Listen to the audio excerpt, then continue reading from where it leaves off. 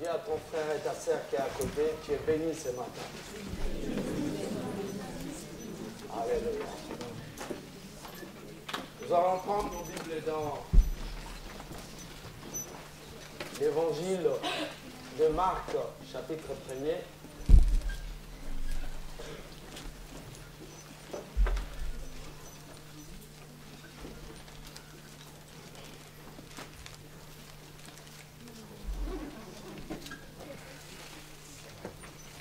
Nous lisons à partir du verset 21 jusqu'au verset 34.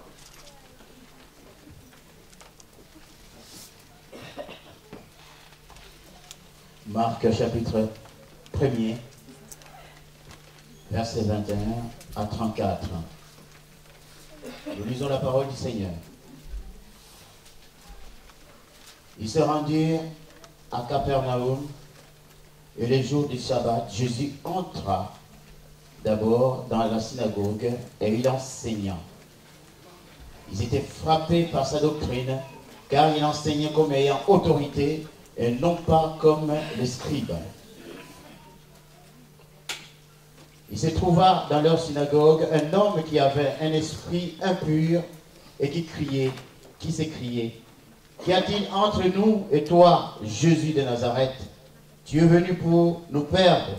Je sais que tu es le Saint de Dieu. » Jésus le menaça en disant, « Tais-toi et sors de cet homme. » Et l'esprit impur sortit de cet homme en l'agitant avec violence et en poussant un grand cri.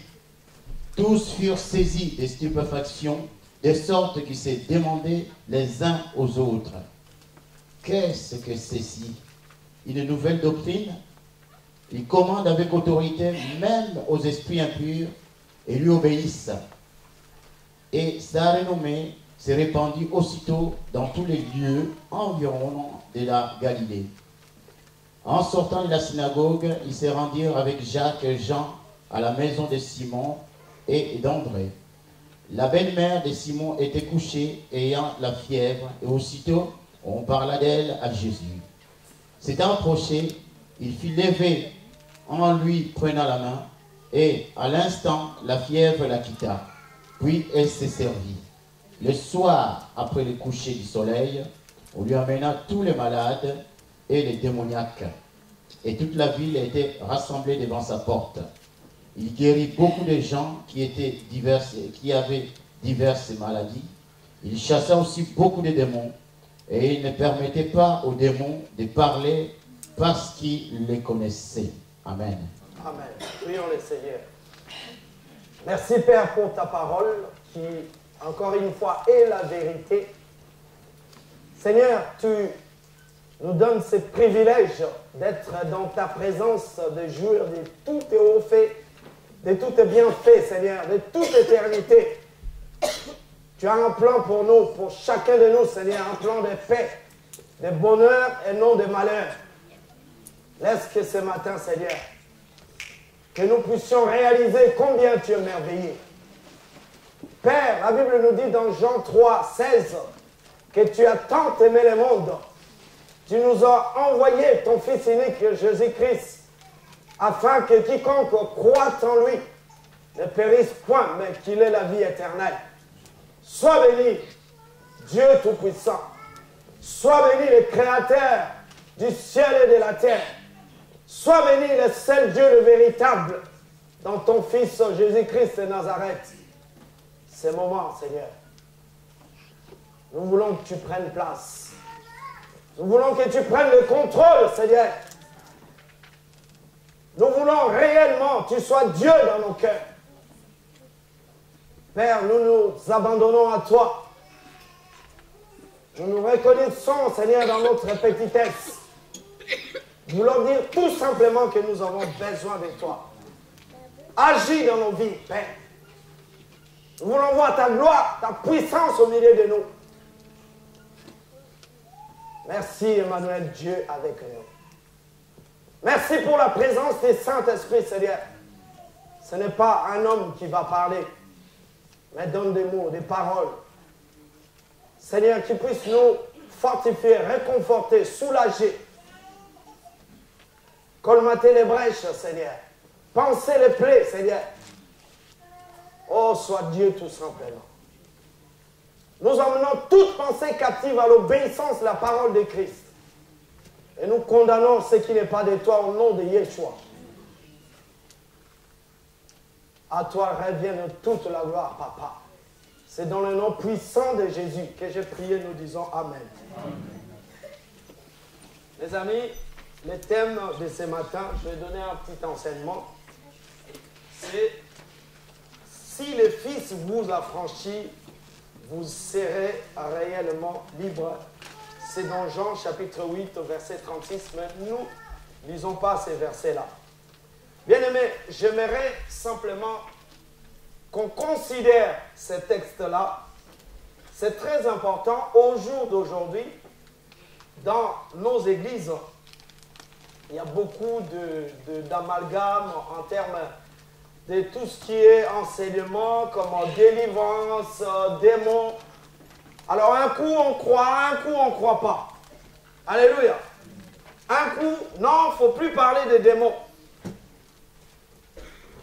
Alors, les amis, j'ai envie de te dire, de nous dire ce matin, que l'Église appartient à Jésus. L'Église, c'est un endroit. Si je viens, je rentre, je viens avec mes problèmes. Il faut que je sorte délivré. Amen, amen. Quelqu'un est d'accord avec moi ici? Amen.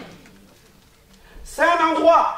Si j'ai des problèmes, n'importe quel problème, mes soucis, maladie ou quoi que ce soit, si j'approche Jésus, j'ai envie que ma vie change. Amen. Si ma vie ne change pas, on peut se poser beaucoup de questions. Est-ce que c'est la faute de Dieu? Est-ce que c'est ma faute? Est-ce que Dieu permet telle ou telle situation?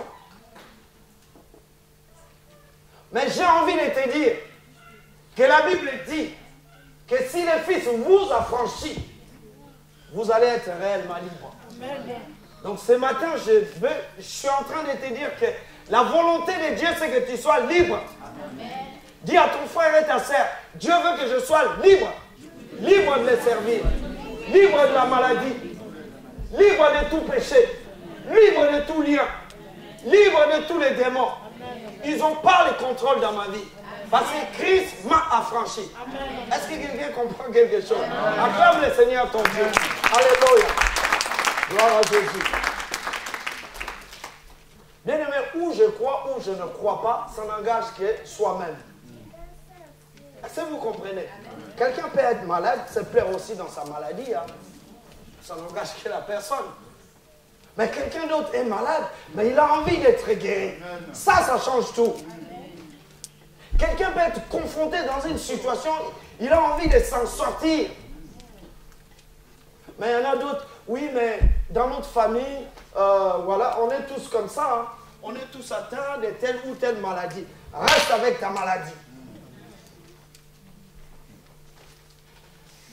Mais reste avec ta maladie. Puisque tu adores ta maladie. Puisque tu aimes beaucoup tes difficultés. Parce que tu aimes beaucoup tes problèmes. Tu aimes beaucoup ta situation telle qu'elle est. Mais je connais un homme qui veut rentrer dans ta vie. Qui veut changer toutes ces choses-là. Si seulement tu crois, alors tu verras la gloire de Dieu. Amen, amen, amen. Ce qui est important, c'est que chacun de nous examine sa vie. Alléluia. Amen. Chacun de nous doit prendre le temps, avant même de confirmer quoi que ce soit, de dire, ah, est-ce que vraiment, oui, mais est-ce que moi je suis vraiment libre? Est-ce que je sers vraiment Dieu comme il le faut? Est-ce que je ne suis pas un chrétien par formalisme, par religiosité? par habitude, parce que mes parents ont fait ça, parce que telle personne a fait ça. Moi aussi, je vais le suivre. Non. Là, tu vas être buté, mon frère, ma soeur. Mais si tu t'élèves, tu dis non, puisque le Fils est Dieu, puisque lui-même, il est sorti du tombeau, il est mort le 3e jour, il est ressuscité d'entre les morts, il est libre, puisqu'il vit, je vis aussi, alors tu vivras. Amen. Amen.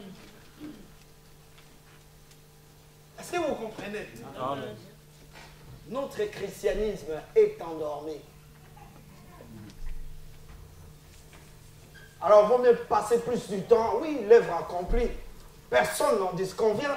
Personne ne doute de la perfection, je dis bien littéralement, de la perfection de Yeshua sur la croix du calvaire à Golgotha.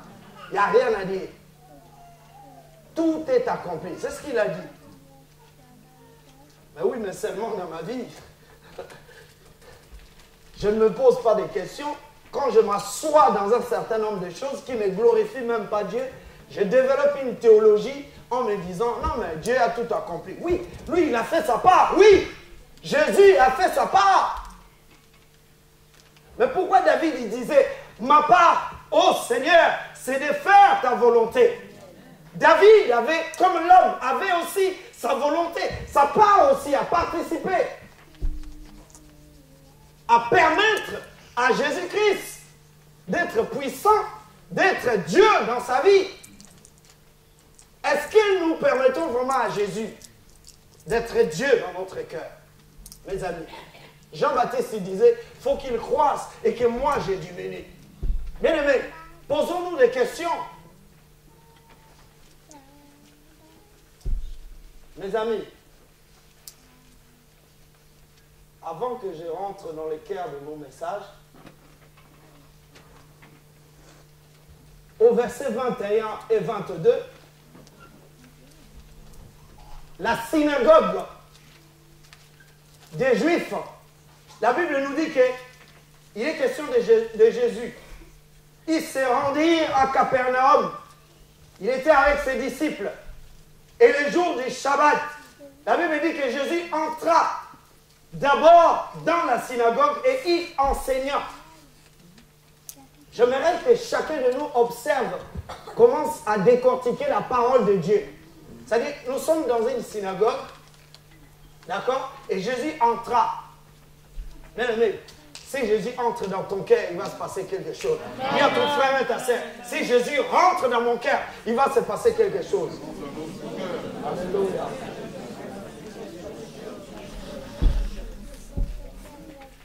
La Bible dit, il enseigna. Et la Bible déclare qu'ils étaient frappés de sa doctrine. My God. Il prend même la parole. Dès qu'il commence à parler, tout le monde... Ah, on n'a jamais entendu cela. Oui, mais on ne parle pas de démons. On ne veut pas croire que les démons existent. On ne veut pas croire que les diables existent. On ne donne pas l'importance aux démons. On ne donne pas l'importance au diable. Mais il est là. Il nous combat. C'est notre adversaire. Il faut l'étudier. Il faut justement garder sa position en Christ pour pas qu'il prenne la place dans ton cœur, dans ta vie. Est-ce que vous comprenez ce que je suis en train de dire? Ça ne veut pas dire qu'on lui donne l'importance. L'œuvre accomplie, la clouée sur la croix du calvaire à Golgotha. Ça, c'est notre victoire. Mais la Bible dit que Jésus entra et il enseigna. Et les gens étaient frappés. La Bible dit, car ils étaient frappés de sa doctrine, car il enseignait comme ayant autorité et non pas comme les scribes. Je me suis arrêté un peu là. J'ai dit, Jésus, il y a 3 mots qui m'ont touché ici. Jésus enseigna son enseignement, sa doctrine et son autorité. Est-ce que vous comprenez? Son enseignement a touché l'auditoire juif.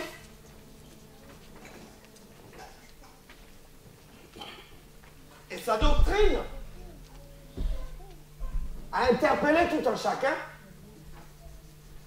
Et aussi son autorité. Rappelez-vous que plus loin, Jésus a crié, hein, Pourtant, je vous ai dit quand on avait les enseignements ici, là, tu peux recevoir des choses, tu peux avoir des rêves, tu peux avoir des songes. Oui, j'ai vu ça, ça s'est accompli. Oui, les démons ici, ils ont parlé. Ils ont dit, Jésus, nous te connaissons. Jésus leur a dit, tais-toi. Je n'ai pas envie de ton point de vue. Je n'ai pas envie que tu me dises quoi que ce soit. C'est moi, Yeshua, qui dois parler. C'est moi le maître. Ce n'est pas à toi de me dire, oui, je suis ceci, cela, tout ça. Pour l'instant, je suis le Fils de Dieu. Je ne veux pas que personne ne le sache. Est-ce que vous comprenez? Jésus a dit aux démons, tais-toi, calme-toi.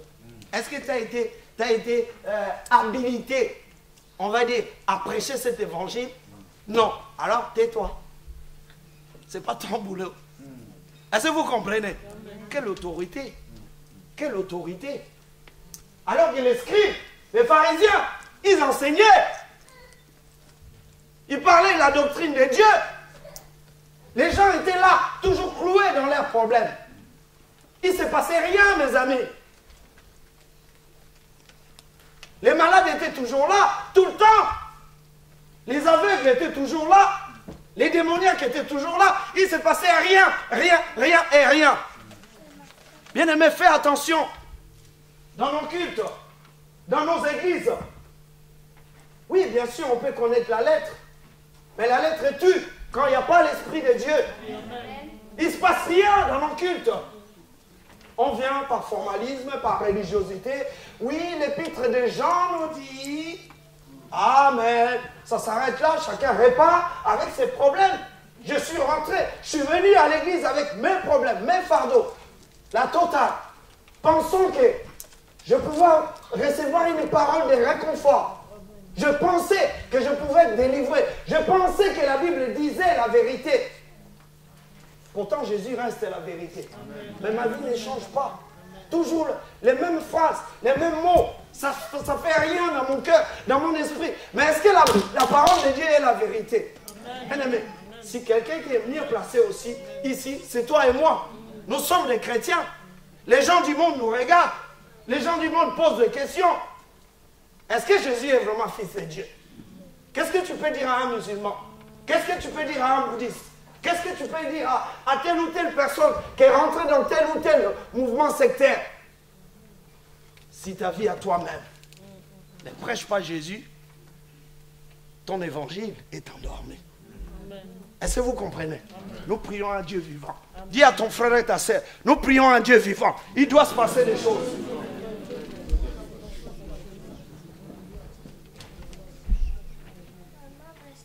Soit moi-même, je vais développer une théologie en disant, non, il ne faut pas parler de ça. Alors que toi-même, tu as besoin d'être délivré. Tu dis, non, il ne faut pas parler des démons, moi je suis chrétien. Ah bon? Tu es chrétien? Et alors?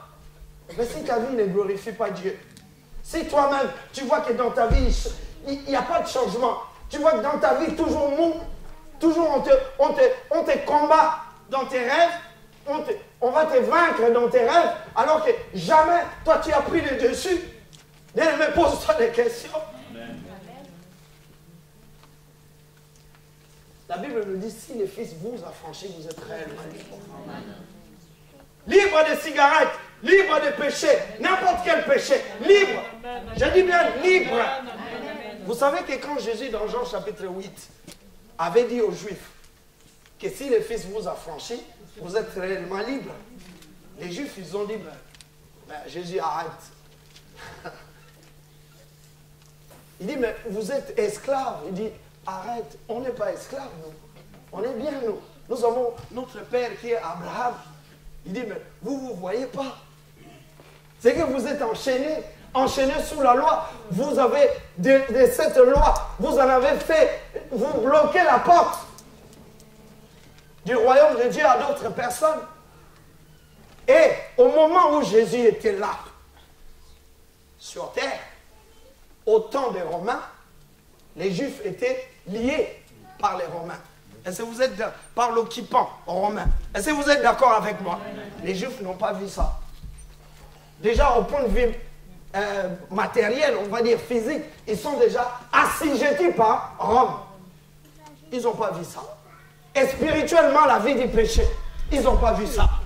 Et Jésus leur dit, vous êtes esclaves.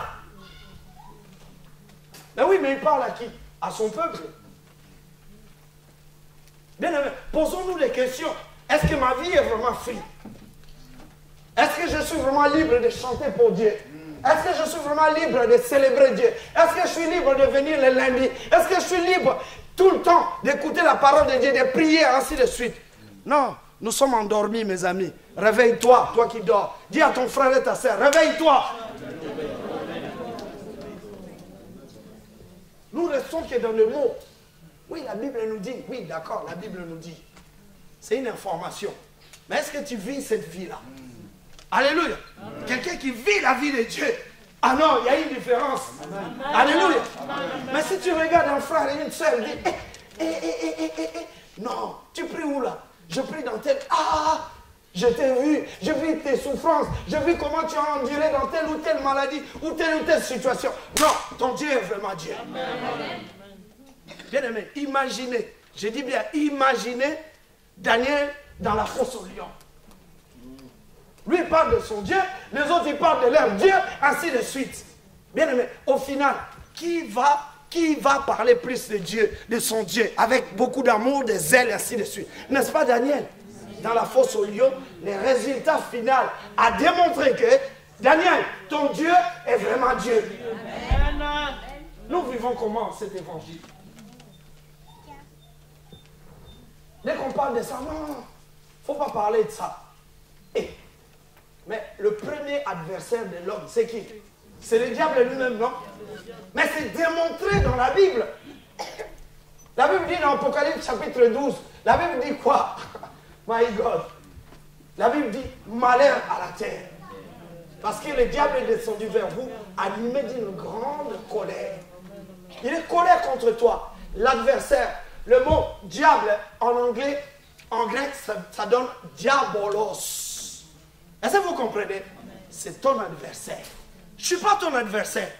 La Bible dit dans Éphésiens chapitre 6, nous n'avons pas à lutter contre le sang et la chair. Mon combat, ce n'est pas mon frère, ce n'est pas ma soeur. Mais c'est les esprits qui viennent dans l'homme, qui nous pourrissent la vie, mes amis. Est-ce que vous comprenez? Et ce n'est pas fini. Le combat n'est pas fini. Ça finira que quand Yeshua reviendra pour enlever son église. Amen. Alors pour un temps, les démons, comme si on leur a dit, ne touchez plus, ne faites plus quoi que ce soit. Alors ils ne bougent plus. Donc tu as pris des démons, il n'y a plus rien, il ne se passe rien du tout. Les diables n'existent pas. Mais nous savons, nous les chrétiens, que c'est dans les millénaires, quand on vivra de toute éternité avec Yeshua. Là, il n'y aura plus besoin de prophétie. Là, il n'y aura plus besoin de parler en langue ou tout ce que vous voulez, des dons. Pourquoi? Parce qu'on sera dans la présence de Dieu. Amen. Parce que nous aurons besoin aujourd'hui. Jésus lui-même va nous satisfaire. Amen. On sera dans sa présence. Est-ce que quelqu'un peut acclamer le Seigneur ici? Gloire à Jésus.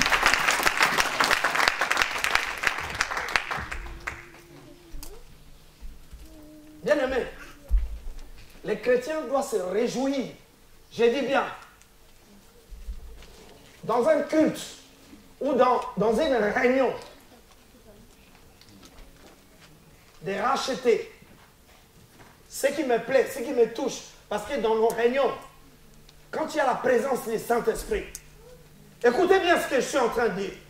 Au lieu de rentrer dans une sorte de théologie, oui, non, mais les démons, non, il ne faut pas parler de ça, parce que moi, c'est cela. Bien aimé, on ne va pas se leurrer la face. Si vraiment le Saint-Esprit nous visite tout de suite là, il y en a qui vont être émerveillés de recevoir des paroles d'encouragement par rapport à d'autres personnes, parce que la prophétie, le but c'est, Dieu te donne ça, mais c'est pour encourager, édifier l'Église, ainsi de suite. Est-ce que vous comprenez? Amen. Mais Dieu peut révéler aussi des choses. Amen. Il va dire, toi, ta vie, tu as péché, répands-toi. Amen. Et Dieu va dire ça pourquoi? Parce que Dieu veut nous ramener dans la grâce. Dieu veut qu'on comprenne que là où il y a l'esprit, il y a la vie. Mais pas la vie avec les démons.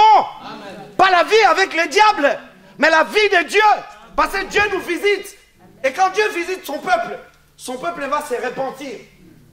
Donc le chrétien, c'est quelqu'un qui se réjouit de la présence de Dieu. de l'Esprit de Dieu, parce que l'Esprit va nous révéler ce qui est caché. Nous sommes tous là. Mais nous ne savons pas ce que nous faisons en dehors de ces moments. Est-ce que vous comprenez? Non, ne restons pas des formalistes. On vient avec l'hypocrisie, oui, oui, mais non, les démons, oui, mais ceci. Qu'est-ce que tu fais chez toi? Qu'est-ce que je fais chez moi?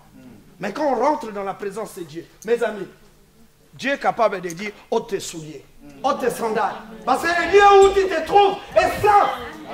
Dieu est saint. Il faut que ceux qui l'adorent, l'adorent en esprit et en vérité. Est-ce que vous comprenez, mes amis? La crainte de Dieu vient du fait que sa présence est là. Et quand la présence de Dieu est là, il se passe quelque chose. Dans tous les cas, c'est que du bonheur. Dis à ton frère et ta sœur, dans tous les cas, c'est que du bonheur pour Dieu, pour nous.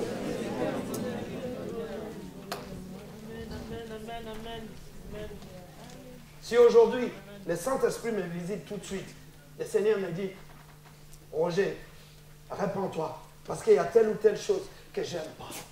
Je vais bénir Dieu. Amen. Parce que je vais dire, Dieu, tu m'aimes.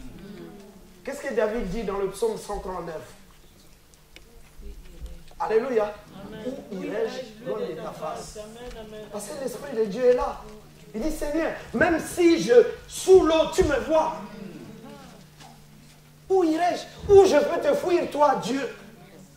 Bien-aimé, il ne faut pas se tromper soi-même au plus profond de notre... On sait où Dieu nous attend. Si tu es voleur, arrête de voler. Mais tu viens à l'église. Si tu es impudique, arrête la vie de la débauche. Amen. Parce que Dieu te voit. Si tu fraudes dans les trains, je l'ai dit toujours, mais ne fraude plus. Parce que Dieu te voit, l'œil de Dieu te voit. Alléluia, peuple de Dieu. Amen. Si tu es un menteur ou qui que ce soit, Dieu te voit. Dans une église où il y a l'onction du Saint-Esprit, tu seras révélé. Amen. Tu seras révélé. Acclame le Seigneur ton Dieu.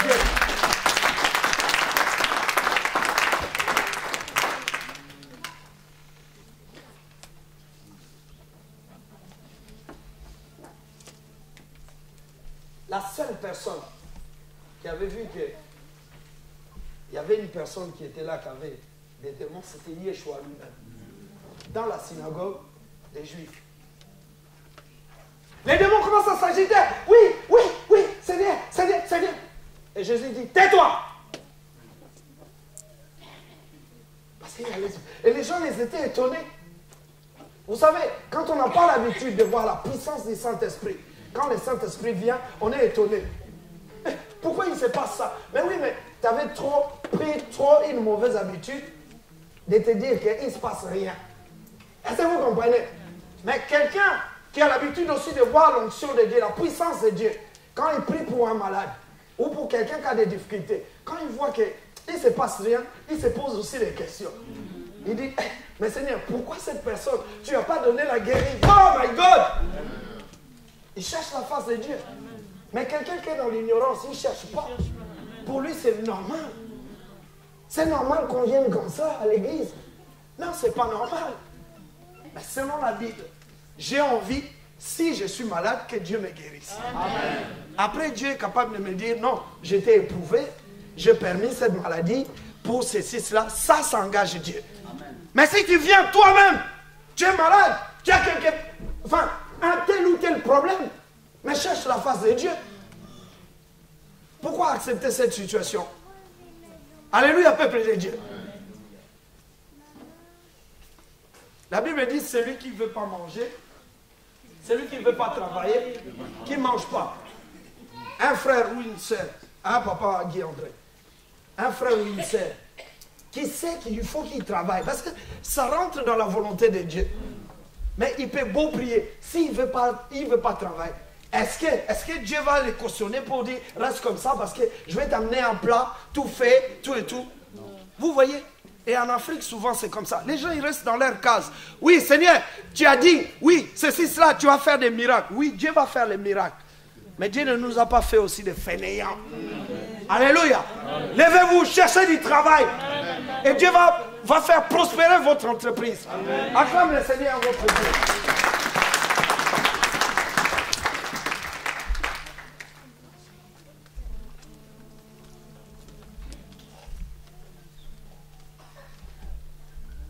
Deuxième observation, c'est dans... Il y a une expression qui m'a beaucoup touché ici. La Bible dit que Jésus entra dans la synagogue. On retrouve ça au verset 21.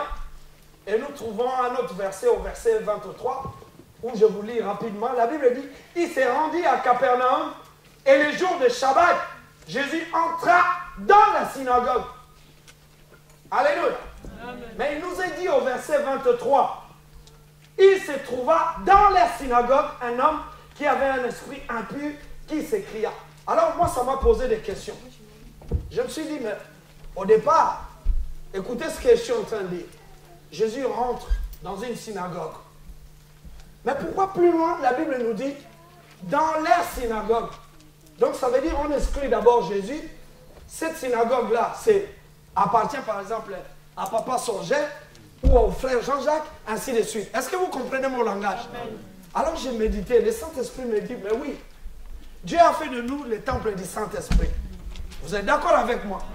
Quelqu'un qui est en Christ est devenu le temple du Saint-Esprit. Autrement dit, la maison où Dieu va venir habiter. Mais qu'est-ce que je fais de cette maison? Parce que, attention, Dieu s'approprie mon corps, ma vie, parce que je suis devenu son temple. Mais maintenant, je peux refuser de devenir le temple de Dieu. J'ai dit non, c'est mon corps, c'est ma vie, je fais de ma vie ce que je veux. Alors Dieu n'est plus présent dans mon cœur. Est-ce que vous comprenez? Je vous donne un autre exemple. Jésus arrive dans Jérusalem. Jérusalem, qui était une ville sainte. Et c'est là où il y avait le temple de Dieu Tout-Puissant. Mais quand Jésus est arrivé, la Bible dit que les Juifs, les chefs religieux, qu'est-ce qu'ils en ont fait de ces temples-là? Des trafics, ils vendaient des pigeons, il y avait toutes sortes de business. Vous voyez qu'un temple qui appartient à Dieu, ou une église qui appartient à Dieu, mais ça peut devenir un lieu de business, ou des épiceries. Chez nous, on appelle ça les ligablos. Ça veut dire une sorte des épiceries. Un pasteur s'approprie l'église. Il dit, l'église c'est à moi. Mais non, l'église c'est pas à moi. L'église c'est à Yeshua HaMashiach. Est-ce que quelqu'un comprend quelque chose? L'église c'est jamais une notion d'appartenance à telle ou telle personne. Qu'est-ce que Jésus avait dit à Pierre? Il dit, tu es Pierre, Pétros. C'est sur cette pierre que je bâtirai mon église. Vous savez qu'au jour d'aujourd'hui, on s'est donné une mauvaise habitude. Dit que je vais à l'église. Oui, d'accord. Ça, c'est les 4 murs, un lieu de rassemblement. Est-ce que quelqu'un me suit là? C'est les 4 murs. Mais en réalité, l'église, c'est moi. Est-ce que quelqu'un réalise ça? Dis à ton frère et ta soeur, l'église, c'est moi, c'est toi, c'est nous tous. On peut faire une démonstration. Si tous, on se déplace dans un endroit X, on va dire que l'église s'est déplacée. Ce n'est pas les 4 murs. Est-ce que vous comprenez? Donc ça veut dire que c'est moi qui dois prendre soin d'abord du temple que je suis, parce que j'appartiens à Dieu. Et les Juifs, dans leur synagogue, parce qu'il y a une synagogue, si vous voulez, c'était des petites églises juives. Et c'était pendant l'exil que ça s'est implanté. Et ça devenait comment? Ce qu'on appelle des temples en miniature. Alléluia. Un lieu où les Juifs se rassemblaient pour prier Dieu. Donc ça revient à la même chose que la maison de Dieu. Jésus y est allé. Pourquoi? Parce qu'il savait qu'il pouvait trouver des personnes, des frères qui ont la crainte de l'Éternel. Mais quand il y est allé, il a compris que ce n'était pas son église, c'est leur église. Est-ce que quelqu'un comprend quelque chose? Non, dis à ton frère et ta sœur, l'église n'est pas à moi, mais à Jésus. Je fais juste partie du corps de membre de Christ. Je lui appartiens. C'est moi l'église. Donc moi-même, je dois veiller sur ma vie. Bien aimé, qu'est-ce que nous faisons de ce corps-là, de ces temples-là? On se prostitue. Il y a beaucoup de choses. Oh my God. Vous voyez? Et puis quand je viens à l'église, oui, je viens à l'église. Non, l'église, c'est toi. Chez toi, à la maison, tu te déchires avec ton père, ta mère, ta femme, ainsi de suite, tout et tout. Que des troubles, des troubles. Mais quand tu viens ici, tu vas faire la même chose.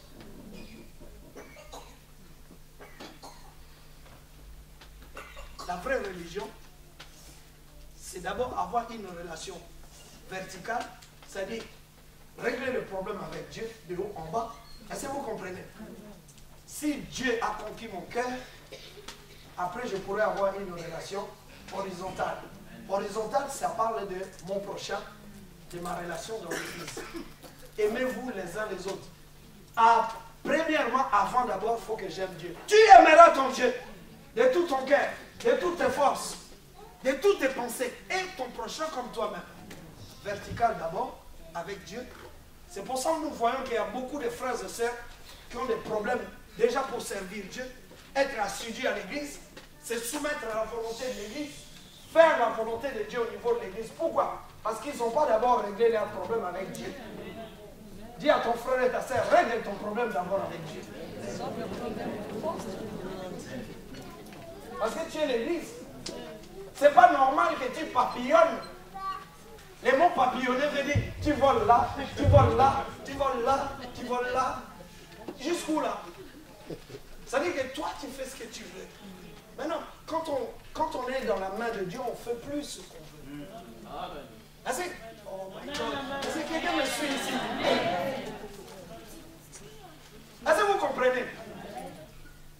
Un homme résolu, un homme qui a reçu l'Esprit de Dieu, il est enseigné, il sait que Dieu va le placer où il veut, mais une fois qu'il réalise que Dieu m'a dit, je reste là, il restera, et après il suit le processus. Est-ce que vous comprenez? Arrêtez de papillonner. Ce n'est pas biblique. Ça veut dire que toi, tu veux conduire Dieu. Toi, tu dis non, moi je vois comme si, moi je vois comme... C'est pour ça qu'il y a beaucoup de gens, c'est des champions de critiquer les églises. Oui, dans telle église là, dans telle église là. Oui, c'est vrai, peut-être. J'ai dit peut-être. Mais Dieu ne te donne pas ce droit-là. Dieu veut que tu pries et il va te placer où il veut. C'est ce que Jésus avait dit à Pierre. Il dit, quand tu seras vieux, on t'amènera où tu ne voudras pas. Quelqu'un qui dépend du Saint-Esprit ne dirige pas sa vie soi-même. Il se laisse conduire par le Saint-Esprit. Acclame le Seigneur ton Dieu. Vous avez remarqué, au verset 25 à 27, la Bible dit quoi? Jésus les menaça. Donc l'homme qui avait l'esprit impur. La Bible dit, Jésus les menaça, disant, tais-toi et sors de cet homme. Et l'esprit impur sortit de cet homme en l'agitant avec violence et en poussant un grand cri. Bien-aimés, j'aimerais nous dire, écoutez bien, peuple de Dieu, la particularité de Jésus-Christ ici, dans son amour, c'est que quand on parle des démons, Jésus n'a pas chassé l'homme, écoutez bien, de la synagogue, mais il a chassé les démons, l'esprit impur de la synagogue. Est-ce que je me fais comprendre? Les démons rentrent dans l'homme. Est-ce que vous comprenez? Mais Jésus n'a pas affaire à l'homme, parce que Jésus aime l'homme. Amen. La Bible dit que Dieu aime le péché, mais il n'aime pas le péché. C'est l'esprit de sorcellerie qu'il faut chasser au nom de Jésus. Il y a une autre personne qui rentre là. Pasteur, je te dis que cette femme-là, elle a une langue mais incroyable. Elle va détruire l'église.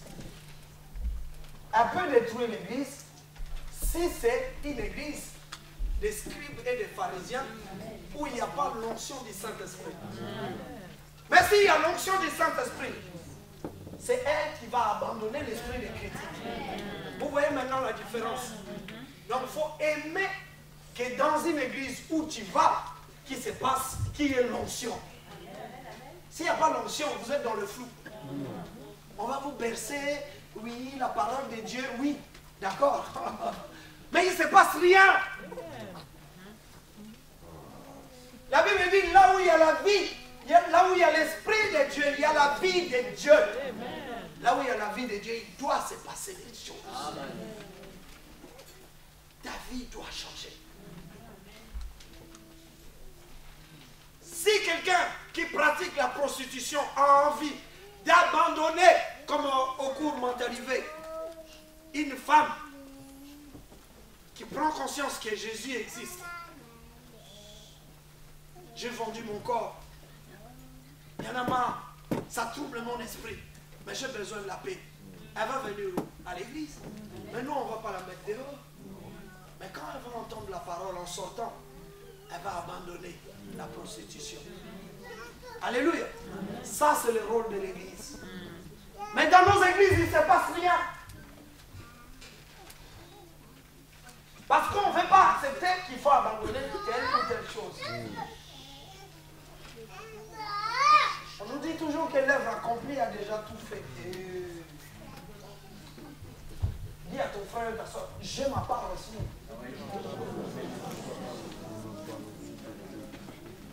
C'est par la foi en fait qu'on se lève en disant, puisqu'il l'a dit, puisqu'il l'a accompli, puisque je marche avec lui, puisque j'ai son esprit, alors il est possible.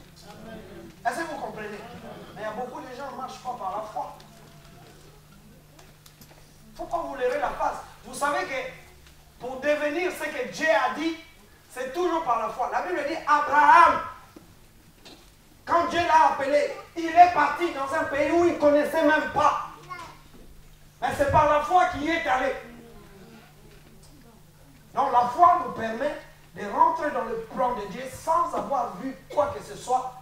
Mais puisque je cru en lui, puisque je sais que ce qu'il a dit c'est vrai, et en marchant, en allant dans la direction que Dieu m'appelle, la vie de Dieu commence à se concrétiser dans ma vie. Mais si, même si tu es chrétien, tu es là, si tu ne te lèves pas par la foi, il ne se passera rien du tout. Est-ce que vous comprenez ça?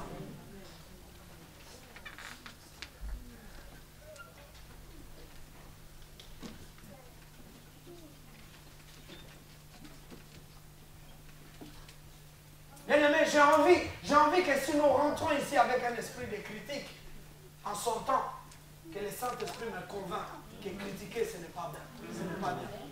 Critiquer mon frère, ma soeur, ce n'est pas bien. Qu'est-ce qui va me convaincre ça? Parce qu'il y aura la présence de Dieu. Parce que Dieu veut parler à mon cœur. Est-ce que vous comprenez ce que je veux dire? Mais je rentre dans une église, comme chez les scribes et les pharisiens, ça dit que même un démoniaque pouvait rentrer, prendre sa place dans l'église. Il ne s'est passé rien. Vous comprenez? Ce n'est pas simplement dire oui, l'église, tout et tout. Non, l'église, elle est puissante. L'église véhicule l'amour de Dieu. L'onction de Dieu est dans cette église-là. Il doit se passer quelque chose. Mais depuis que je prie, toujours des cris. Ben oui, mais Seigneur, tu fais ça aux autres et pas à moi. Mais pose-toi la question aussi. Tu vis quelle vie? Comment tu vis, toi? Alors, bien aimé, je me suis posé d'autres questions.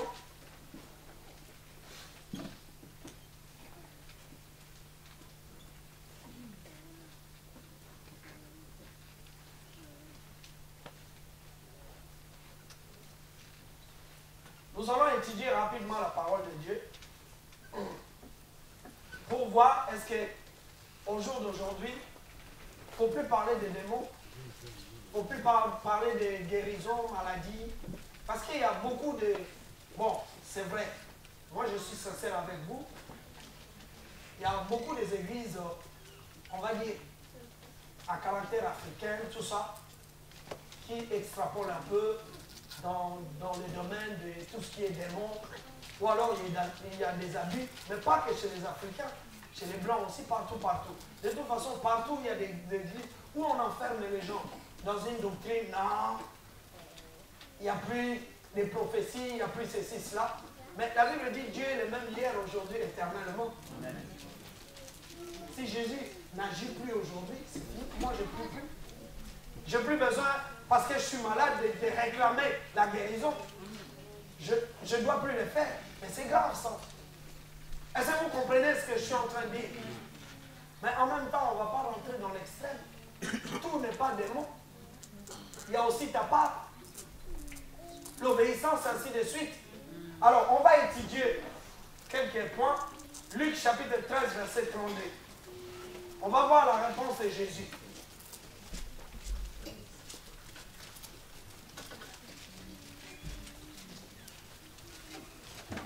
Luc chapitre 13, verset 32. Nous lisons la parole du Seigneur. Il leur répondit, allez et dites à ces renards. Lis le verset 31, attendez. Amen. Verset 31 à 32. Nous lisons la parole du Seigneur. Ce même jour, quelques pharisiens vinrent lui dire, va-t'en, pars d'ici, car Hérode veut te tuer. Il leur répondit, allez et dites à ces renards, voici, je chasse les démons et je fais des guérisons aujourd'hui et demain. Et le troisième jour, j'aurai fini. Amen. Amen. Alors, en ce qui concerne les démons, Jésus dit ici, vous avez lu avec moi, c'est-à-dire qu'il chasse, il va guérir les malades. Son ministère était focalisé sur la guérison et le fait de chasser les démons. Quelqu'un est d'accord avec moi? Il donne le message ici au renard. Le renard, c'est vous avez vu là, le message qu'il a donné. Il dit, allez dire à ces renards, hein. Il y a une expression qu'on a utilisée ici. Premier jour, deuxième jour et troisième jour. Alléluia. C'est une expression qui était utilisée chez le peuple sémite, qui voulait dire simplement, c'est-à-dire c'est le temps de Dieu, il n'y a pas de jour. Je vous donne un autre exemple. Quand Pierre était venu voir Jésus, il dit, Seigneur, est-ce que dois-je pardonner combien de fois? Jésus lui a répondu, tu dois pardonner 7 fois, 77 fois. Vous êtes d'accord avec moi? Ça veut dire quoi? Ça veut dire tu vas pardonner tout le temps. Est-ce que quelqu'un me comprend? Et Jésus est en train de dire la même chose ici. C'est-à-dire en ce qui concerne les démons. Ah papa. Il dit moi j'agis aujourd'hui, demain, et puis tout le temps. Jusqu'au troisième jour. Troisième jour, c'est le temps de Dieu. Il est en train de dire tout le temps que je suis sur la terre. Quand je vais rencontrer quelqu'un, un homme, puisque j'aime l'homme, et s'il est habité par des démons, je vais intervenir. Si je rencontre quelqu'un qui est malade, il a besoin de la guérison, je veux intervenir. Nous sommes les dispensataires de la grâce. Au jour d'aujourd'hui, donc on ne va plus parler des démons, on ne va plus parler de la guérison. Mais l'église, on va enchaîner les gens. Vous vous rendez compte? On ne parle plus des démons, on ne parle plus de guérison.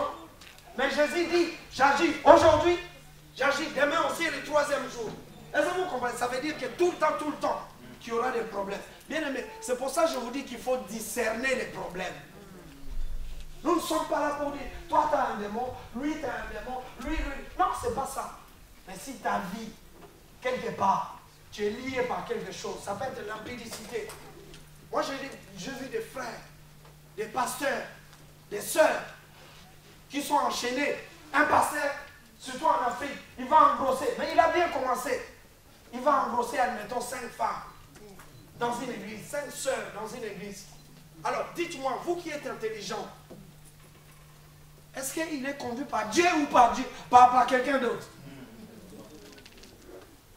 Mais si nous sommes dans le Seigneur, Dieu nous demande de marcher dans la sanctification, Amen, sans laquelle personne ne verra Dieu.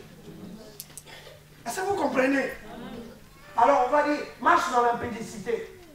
Je vois, il y a des milliers de chrétiens où on voit des homosexuels. C'est grave. Ici en France, ce que je suis en train de vous dire, après vous allez me dire, est-ce que c'est vraiment chrétien? On avait vu que Pierre, qui était proche avec Jésus, la Bible dit que Satan est rentré dans Pierre, et Pierre dit à Jésus, et il dit, Seigneur, tu n'iras pas. Et Jésus lui dit, Satan, arrière de moi. Ça veut dire que dans l'homme, la force du mal peut influencer l'homme. Est-ce que vous comprenez? La Bible nous dit, quand Judas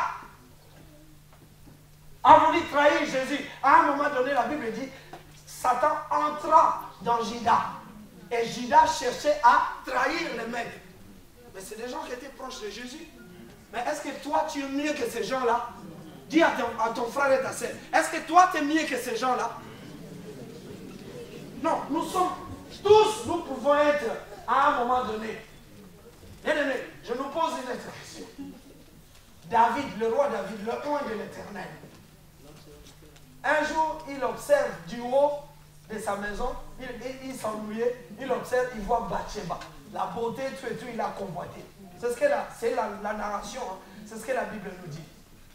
Mais à ce moment-là, est-ce que c'est Dieu qui lui dit, va faire tuer Uri? Ou alors, non, c'est lui-même. Bien aimé, comment tu analyses ça? On ne peut pas parler de démons, c'est normal. Bon, la Bible dit, tu ne tueras point.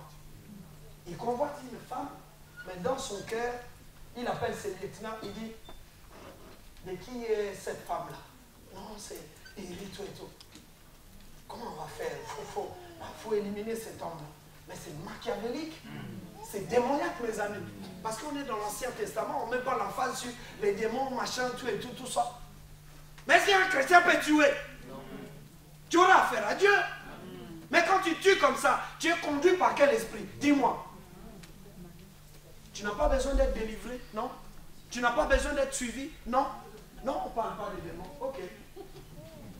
Alléluia.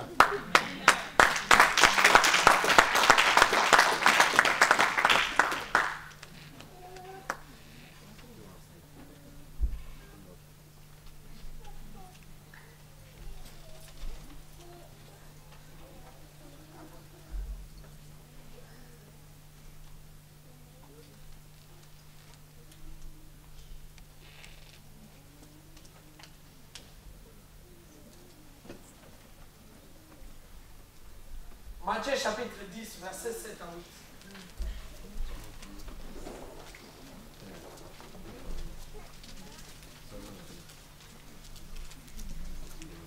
Matthieu chapitre 10, versets 7 à 8.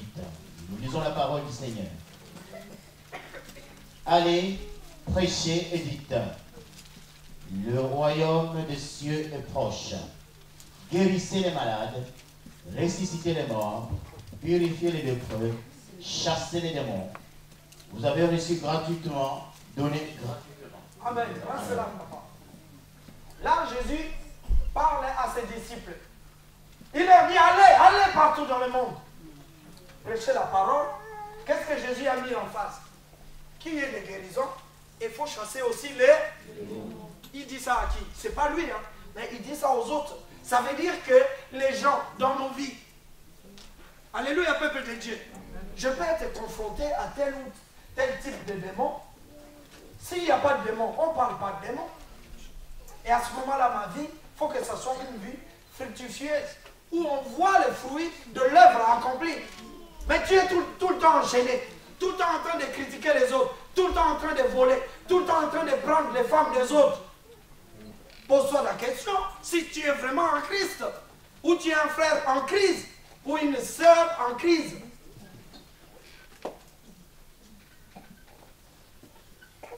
Laisse-moi vous dire quelque chose. Dans Matthieu, chapitre 12, parce que je n'ai pas beaucoup de temps, je vais gagner du temps. La Bible dit, lorsque les démons sortent dans un corps, il va aller où? Dans un lieu aride. Mais la Bible dit, lorsque les démons sortent, donc s'il sort, il peut revenir. Quelqu'un m'entend ici? Si les démons sortent, parce qu'il sort dans un corps humain, il peut revenir. Alors, donc il va revenir que chez les païens, d'après vous. Non, mais je pose la question. Il va revenir que chez les païens, il n'ira pas chez les chrétiens. Et si les chrétiens pratiquent l'impudicité, il est censé marcher dans la sanctification, il prend les femmes des autres. Vous savez que souvent, il y a certaines pratiques du péché, c'est vraiment extrapolé chez les chrétiens. Parce que le diable à ce moment-là va vouloir mettre le paquet. Et les chrétiens commencent à pratiquer le péché. Mais il a besoin d'être délivré, mes amis. Est-ce que vous comprenez? Donc, les démons, ils sont familiers avec tout ce qui est péché. Si j'ai un esprit de l'impudicité, le démon va venir. Il ne va pas chercher, ah lui c'est un chrétien, pas chrétien. On ne parle pas du fait d'être possédé, on parle du fait que ces démons-là vont gouverner ta vie dans cette zone-là. C'est-à-dire que toi, dans la prière, tu vas prier, tu vas faire un certain nombre de choses, mais en ce qui concerne les femmes, il y a des pasteurs, tu vois, ils viennent à l'église. Alléluia, alléluia, oh, na Yesu. Le pasteur va rentrer, faire des acclamations. Les gens, ils se lèvent comme si c'était Jésus lui-même. Alors à côté, il a une sœur qui lui tient à chaque fois la Bible. Hein? Prends-moi la Bible. On va où là? Et les gens acceptent ça au pays. Je suis rentré, est-ce qu'on m'a tenu la Bible? Je n'ai pas besoin de ça. On est là pour élever une seule personne, c'est Yeshua HaMashiach.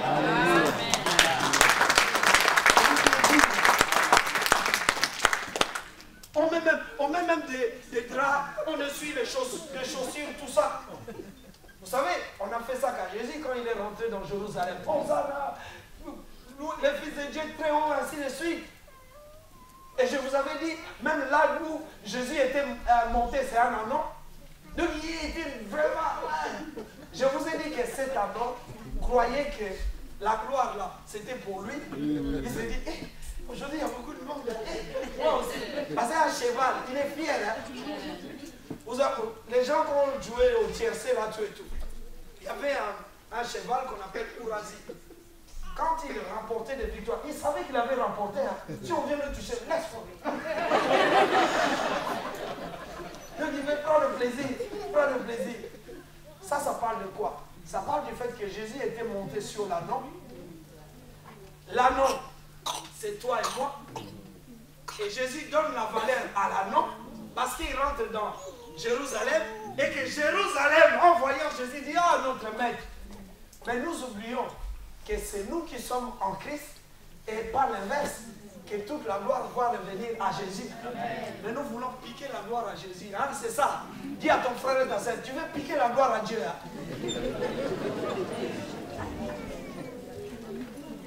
Alléluia. Est-ce que vous comprenez? Donc c'est pour ça que je disais que non, les démons, les disciples ils étaient heureux. On leur a dit, allez papa, chasser les démons. Même les disciples, on a vu ça dans les actes des apôtres. La démonstration. Papa, lis Actes chapitre 10, verset 38. On va voir le ministère de Jésus rapidement. Actes chapitre 10, verset 38. Nous lisons la parole du Seigneur. Vous savez comment Dieu a oint du Saint-Esprit et de force de Jésus de Nazareth, qui allait de lieu en lieu faisant du bien et guérissant tout ce qui était sous l'empire du diable. Amen. Car Dieu est avec lui. Amen. Le ministère de Jésus était focalisé sur ce qu'on vient de voir. Guérir les malades et chasser les démons. Pour libérer le peuple de Dieu. Amen. 1 Jean chapitre 3 verset 8. L'épître de Jean chapitre 3 1 Jean chapitre 3 verset 8. Verset 8. Nous lisons la parole du Seigneur. C'est lui qui pratique le péché et du diable, car le diable pêche dès le commencement. Le Fils de Dieu apparu afin de détruire les œuvres du diable. Enfin, le Fils de Dieu, il est dit dans l'épître de Jean. Là, on est dans ces églises là. On va dire non, les démons, c'est que dans les évangiles, bon, c'était Jésus, parce qu'il est l'œuvre accomplie, arrêtons ça. Dans l'épître des gens, Jean est en train de dire à l'église, il dit que Jésus est apparu pour détruire les œuvres des diables. Il faut parler des diables. Si on ne connaît pas les diables, on ne peut pas mieux les combattre.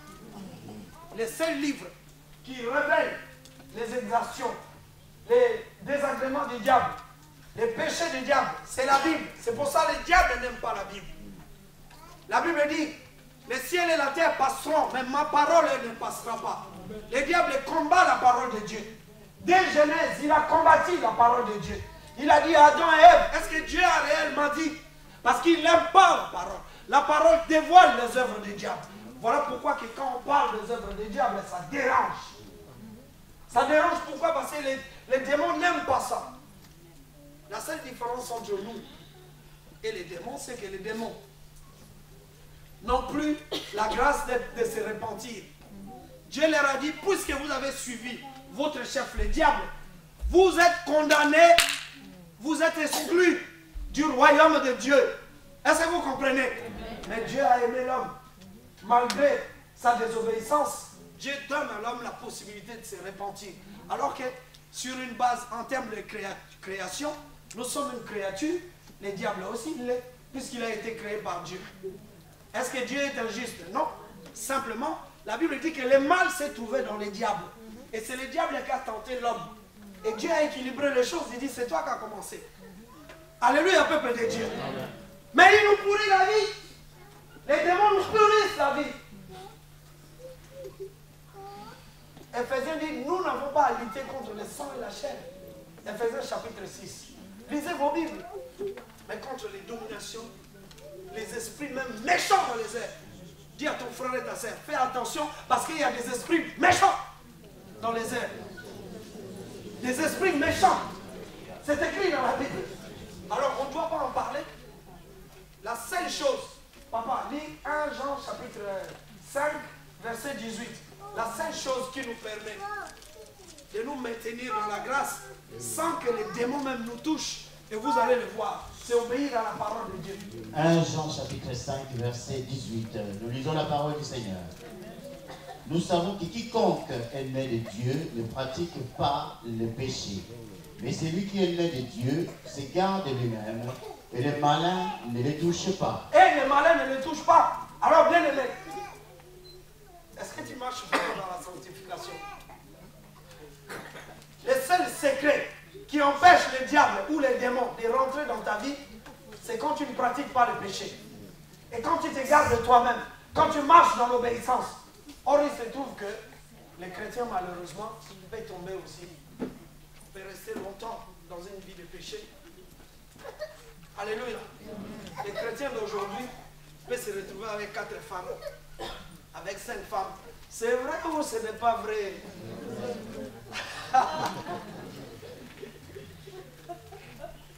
Alléluia. Je connais un frère, je ne le juge pas, en tout cas loin de là, mais puisqu'on parle la vérité, moi j'ai dit toujours d'après Matthieu chapitre 19, versets 2 à 4, ou voire même 6, je crois que le christianisme m'apprend que je suis monogame et non polygame.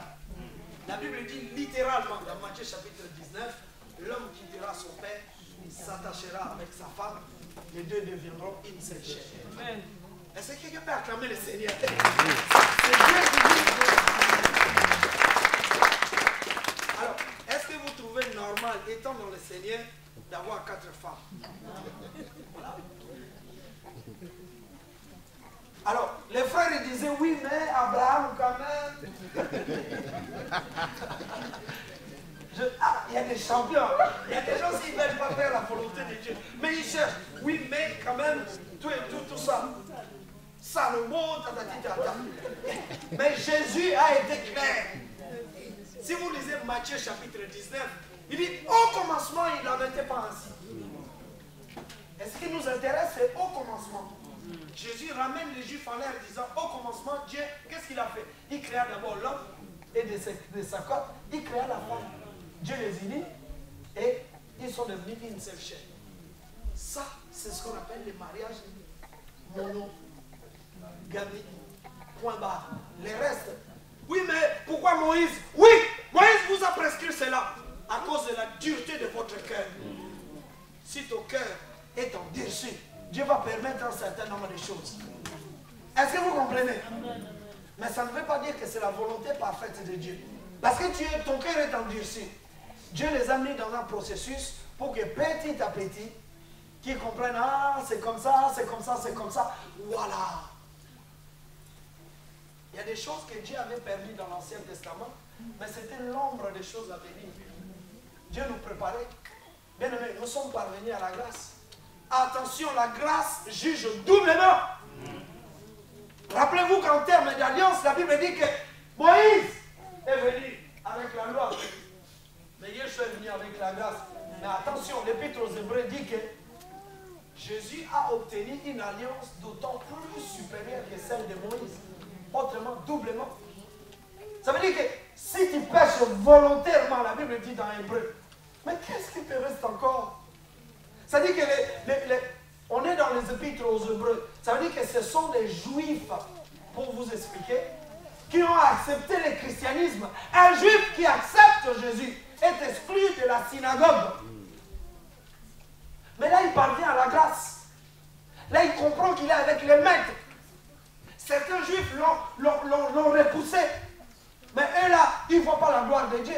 Mais pour certaines personnes, ils ont accepté de recevoir Jésus dans leur cœur comme Seigneur et Sauveur personnel.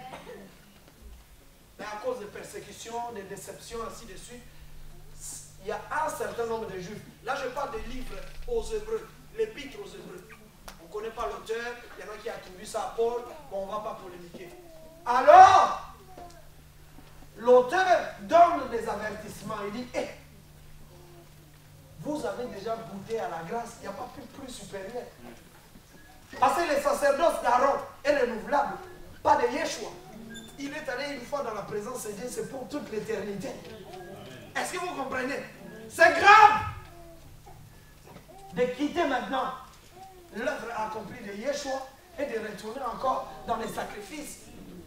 Avec des tabacs, je viens faire les sacrifices. C'est fini ça, c'est fini. Dis à ton frère et ta soeur, c'est fini ces sacrifices-là. Notre substitut, c'est Yeshua HaMashiach, qui est l'agneau de Dieu qui ôte le péché du monde. Acclame le Seigneur pour moi.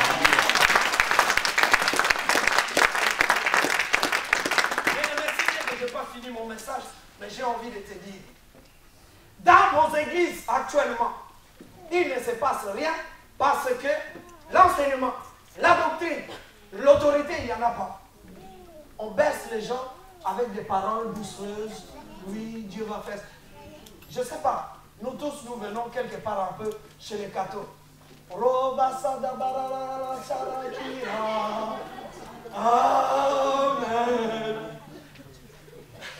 Puis le prêtre commence à lancer de l'encens, tout et tout.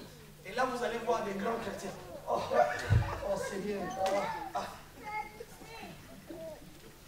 Et donc, on sort là-bas. Vous allez voir, ils sont en train de se bastonner. Oui, oui, oui, oui. Nous-mêmes là, on était des enfants de cœur. Des élégués à Munda, on appelle ça. Mais il y a un quartier qu'on avait dit que c'était l'avenue des amoureux. Et c'était les enfants de cœur qui se souillaient la nuit là. Est-ce que vous comprenez ça? Non. Nous voulons être dans un endroit où il y a la vie. Nous voulons être dans un endroit où les choses bougent. Bien aimé, si toi tu viens pour que tes problèmes demeurent, moi je viens ici pour que je change, pour que je sois délivré. Les gens qui m'ont connu avec des difficultés, demain quand ils me verront, qui disent hey! Mais toi tu avais l'esprit impur. Mais oui, mais j'ai rencontré Jésus dans la synagogue. Jésus m'a touché. Jésus m'a délivré. Ma vie a changé. Parce que Jésus est rentré dans cette synagogue. Bien aimé, invitons Jésus dans nos cœurs. Notre temple, c'est déjà la maison de Dieu.